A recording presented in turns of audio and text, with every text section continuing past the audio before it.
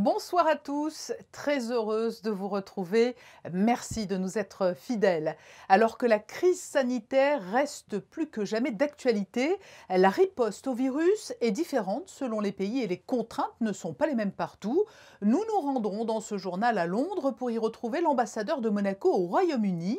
Evelyne Ginta nous expliquera notamment quelles sont les restrictions qui s'opèrent pour les ressortissants étrangers qui se rendent outre-Manche. C'est la question qui est dans toutes les conversations. Vaccination ou pas vaccination? Si demain il vous était proposé de vous faire vacciner contre la Covid-19, est-ce que vous le feriez sans hésitation? Nous sommes allés vous poser la question.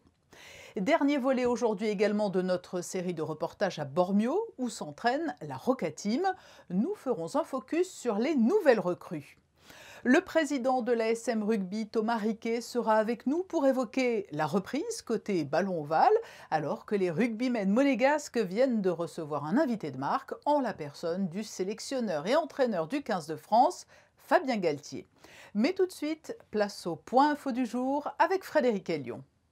Bonsoir Patricia, bonsoir à tous. Depuis le mercredi 12 août, le port du masque est obligatoire sur la place du Palais, dans les ruelles de Monacoville, sur la place du Casino et sur l'esplanade du centre commercial de Fontvieille. Une mesure prise dans des lieux fortement fréquentés cet été et où la distanciation sociale peut être difficilement assurée. Je vous rappelle que le port du masque est bien évidemment fortement recommandé de l'ensemble de toutes les autres zones extérieures.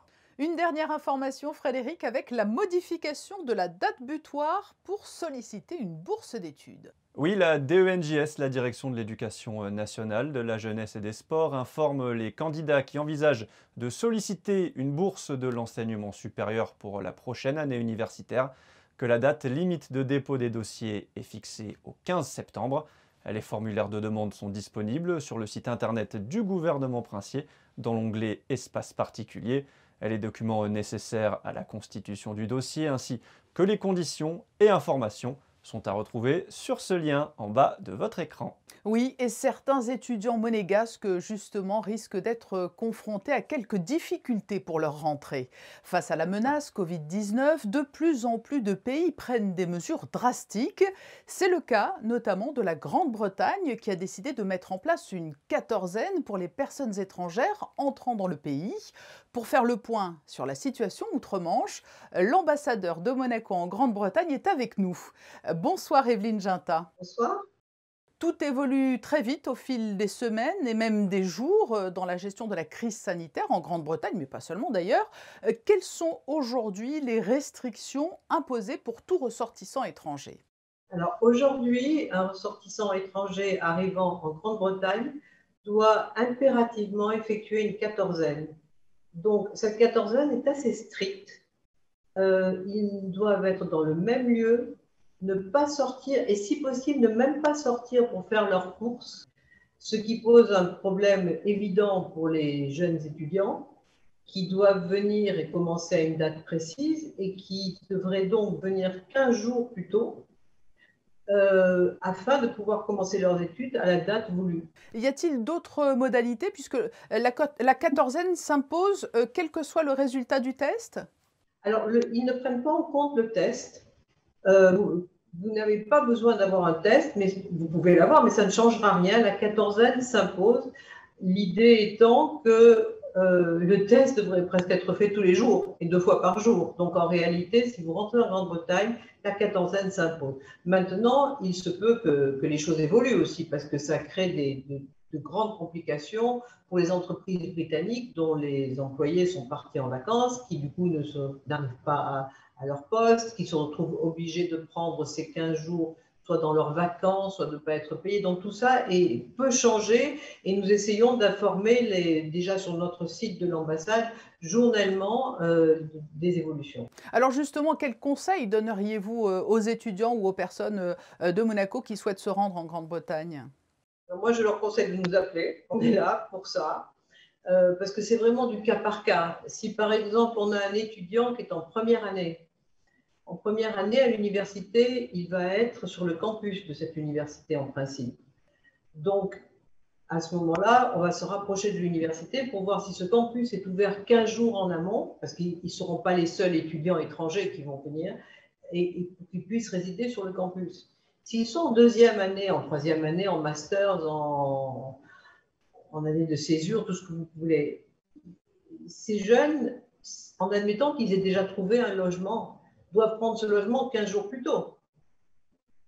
Et il faut s'assurer que ce logement sera libre. Donc, c'est vraiment du cas par cas. Donc, moi, je leur dirais d'aller d'abord sur notre site et puis de nous appeler et on essaye de régler les problèmes. Vous avez reçu d'ores et déjà beaucoup de requêtes?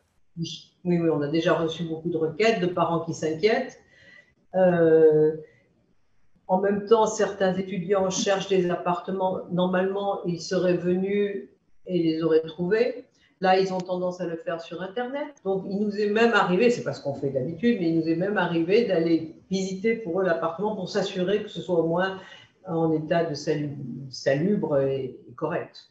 C'est une période spéciale, donc il faut que chacun fasse de son mieux pour aider les autres. Voilà. Plus généralement, comment le pays et la capitale, Londres, font-ils face à cette menace insidieuse que l'on a bien du mal à cerner? C'est très difficile, ça devient de plus en plus régional. Certaines régions d'Angleterre sont plus touchées et sont à la limite du lockdown. Londres est encore très calme pour l'instant. Il y a peu de monde dans les rues, les magasins sont très calmes et on attend de voir à la rentrée si les gens vont retourner au travail. Beaucoup de gens sont encore en télétravail, je dirais. À titre plus personnel, vous êtes ambassadeur en poste en Grande-Bretagne, mais également ambassadeur de Monaco au Kazakhstan, non résidente. La circulation des personnes a été extrêmement compliquée au cours des derniers mois. Comment avez-vous vécu la situation et avez-vous poursuivi sereinement ces missions? Ça a été un petit peu un cauchemar parce qu'en plus, alors au début de la pandémie, on va se remettre en mars, disons février-mars, quand les jeunes monégasques, c'était souvent des jeunes d'ailleurs, mais étaient dans des endroits aussi éloignés que l'Australie, la Nouvelle-Zélande, très souvent ils passaient par Londres parce que l'aéroport de Heathrow est toujours resté ouvert. Donc on est devenu un petit peu agence de voyage, si vous voulez. On a commencé à prendre les vols qui s'arrêtaient par Londres, les aéroports qui fermaient. Ça a été assez difficile.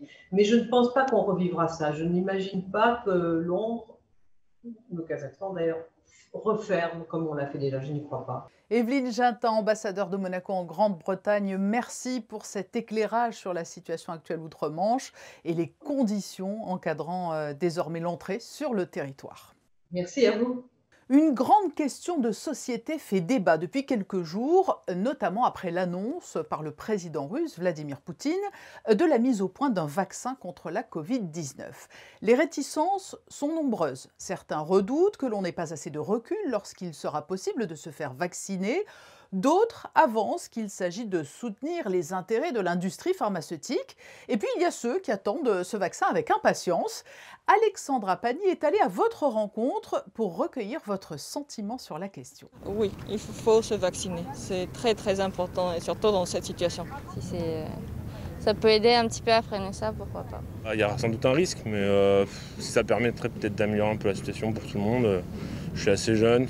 Peut-être que je peux encaisser le problème, quoi. Honnêtement, on est un peu dans le flou artistique, donc je crois qu'il vaut mieux attendre.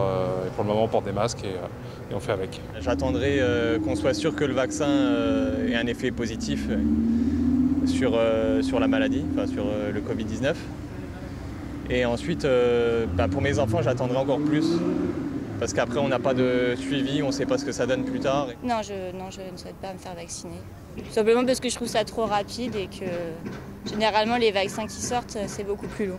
Nous allons ouvrir le chapitre sportif de ce journal. Tout au long de la semaine, nous vous avons emmené en Italie, à Bormio, au camp de base de la Rocca Team qui y prépare sa saison.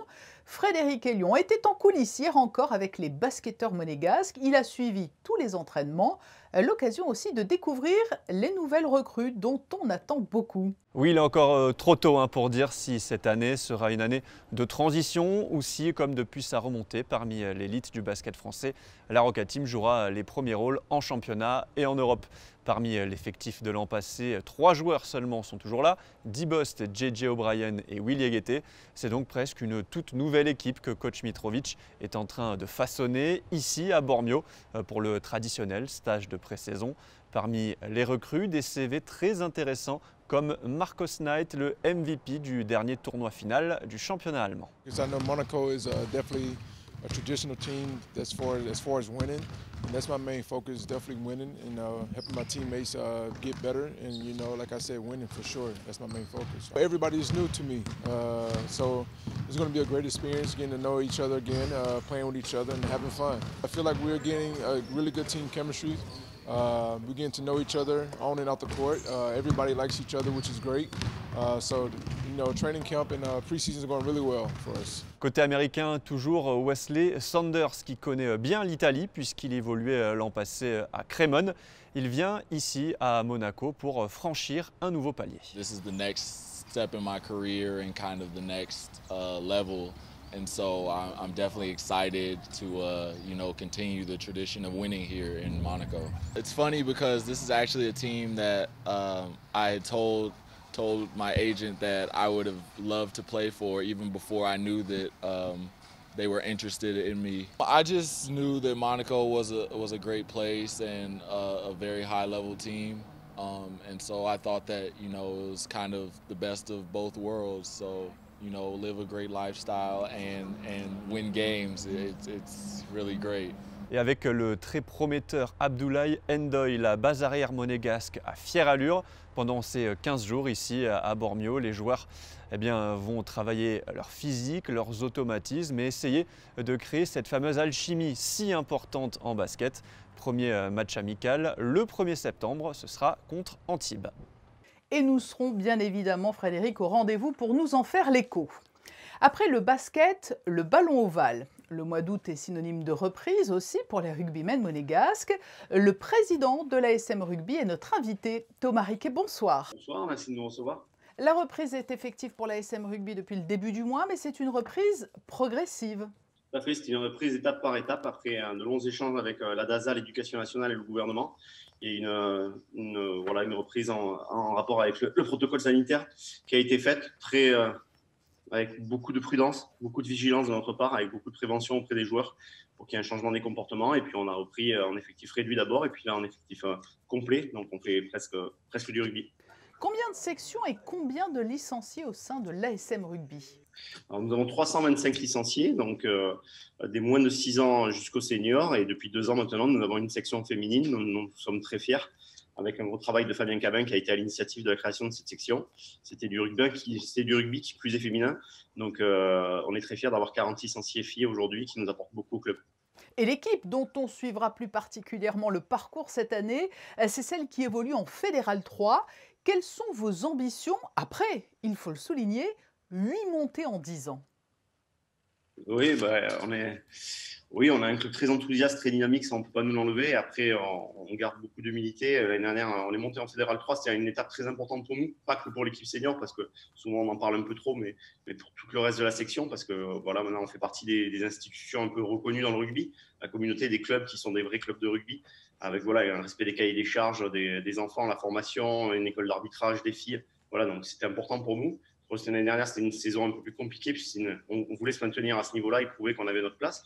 Donc tout le monde a travaillé, puis ça nous tient au cœur de nous appuyer aussi sur la formation monégasque. Donc c'est très important pour nous d'alimenter l'équipe première. Donc on essaye de faire les choses bien et prudemment et étape par étape. Fabien Galtier vous a fait l'amitié de venir assister à l'entraînement du groupe cette semaine. Le sélectionneur de l'équipe de France a prodigué de précieux conseils à vos joueurs. Oui, après, ça s'est fait un petit peu dans la précipitation. C'était une belle surprise en tout cas. Ce n'était pas prévu, mais on voit encore une fois que les stars de notre sport, ou en tout cas les grandes personnes du rugby sont capables de venir voir les petits clubs amateurs comme nous. Ils sont curieux de voir des clubs aussi qui font exister le rugby dans les territoires qui n'étaient pas forcément à la base. Donc c'est très bien pour nous, en plus de la volonté politique, mais d'avoir des gens comme Fabien Galtier, comme l'équipe de France qui est venue l'année dernière, comme Thierry Dussautoir qui est venu l'année dernière, de voir des gens qui viennent nous filer un coup de main, ça c'est sûr. C'est très bien pour nous, c'est très bien pour notre staff, c'est très bien pour nos joueurs. Et la formation monégasque qui se nourrit de ça aussi, qui a encore beaucoup de choses à apprendre. Et quand on a les gens comme ça, on est tout ébahi, on a les yeux grands ouverts et on apprend. Ce n'est pas le sud-ouest, mais Monaco est devenu une terre de rugby. Oui, après, il y a un gros travail du club, mais il y a aussi d'autres 2 entités. Il y a la Fédération monégasque de rugby qui travaille aussi énormément. Il y a le Monaco Rugby 7 qui s'est créé aussi. Et c'est un seul et même rugby, le 7 et le 15. En tout cas, on travaille main dans la main. et pas que pour les paillettes, aussi dans la formation et dans le cœur du rugby monégasque, et une volonté du Palais Princier que ça avance avec Oui, parce que nous avons un couple princier qui est passionné par le rugby, hein, que ce soit le prince Albert II ou la princesse Charlène. D'ailleurs, les valeurs du rugby sont souvent mises en avant dans les projets que soutient la Fondation de la princesse. Tout à fait, on les en remercie effectivement, mais la princesse est sud-africaine et est favorable à ce sport. En tout cas, elle est bienveillante avec le rugby, donc voilà, qui a au-delà de l'aspect sportif des principes d'éducation qui sont assez forts. Et Monseigneur, qui est effectivement ancré dans le sport, et notamment dans le sport olympique. On le sait que le rugby à 7 est rentré sport olympique depuis quelques années maintenant. Et voilà, donc tout ça fait qu'aujourd'hui, on arrive à pas imposer, mais à faire exister le rugby à Monaco, qui est bien plus qu'un sport dans une principauté qui est favorable. Donc c'est une bonne chose. Le tout prochain rendez-vous, le rendez-vous compétition pour l'équipe de Fédéral 3, c'est début septembre. On a le premier match officiel le 12 septembre. On a 2 matchs amicaux contre notre voisin grassois, donc ça sera un derby. Et voilà, tout le monde a à cœur aujourd'hui de reprendre la compétition. Il y a eu beaucoup de frustration cette fin de saison dernière. Voilà, les gens, ça fait 4-5 mois qu'ils n'ont pas fait de rugby, ils ont envie de jouer. Ils ont envie d'être ensemble. C'est triste de dire ça aujourd'hui, mais voilà, les gens, ils ont besoin de ça aussi, de ce cadre associatif, ce lien social qui se crée. Et surtout, ils ont envie d'en découdre. Donc, on est tous impatients. Et vous êtes optimiste, parce que là, je fais appel à votre deuxième casquette de médecin. Vous pensez que cette reprise sera pérenne, durable, malgré la menace du virus? On essaie de travailler dans les meilleures conditions possibles en termes d'organisation de match, je parle. Donc, on travaillera à huis clos s'il le faut. On a juste besoin de faire du sport sans public, c'est pas grave. On trouvera des solutions différentes, mais en tout cas, on a besoin d'avoir 15 joueurs contre 15 joueurs sur un terrain de rugby et que les gens puissent s'amuser et jouer à nouveau. Et nous vous suivrons avec grand plaisir. Thomas Riquet, président de l'ASM Rugby, merci d'avoir été notre invité pour évoquer cette rentrée des rugbymen monégasques. Merci à vous de mettre notre sport en lumière. Il était à Bormio en début de semaine, il nous rejoint en studio. Place au point info pratique, Frédéric Hélion. Un anniversaire, Patricia, ça se fête, et pour les 50 ans du Théâtre du Fort-Antoine, les festivités durent tout l'été avec un prochain rendez-vous vendredi, la cuisine des auteurs, place du marché.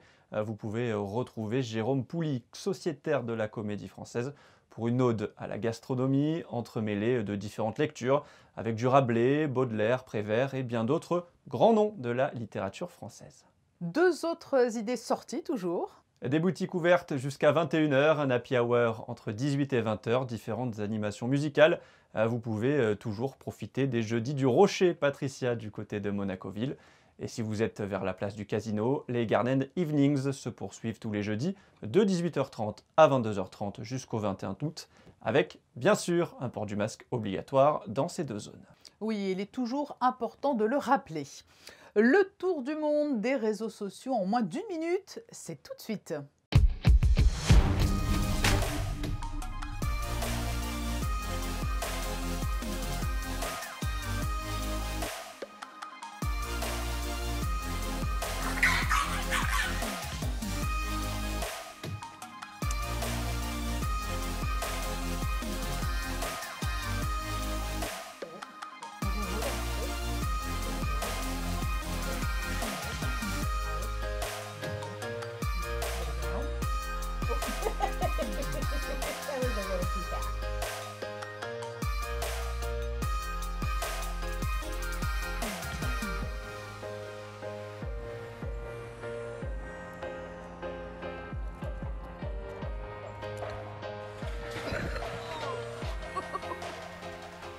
Avec une chute, bien sûr, pour rester fidèle à la tradition de ce best-of des réseaux.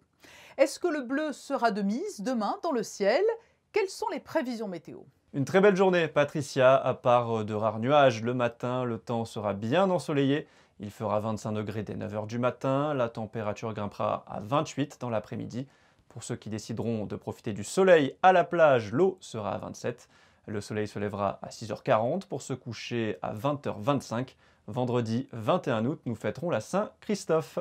Saint-Christophe, le saint patron des voyageurs. Merci Frédéric. Nous nous quittons en allant feuilleter l'album du jour signé Mickaël Alési avec ses clichés d'une soirée théâtre au Fort-Antoine dont le 50e anniversaire sera officiellement célébré vendredi place du marché avec le comédien Jérôme Pouly qui sera l'un de nos invités dans le journal de 19h. À demain sur Monaco Info.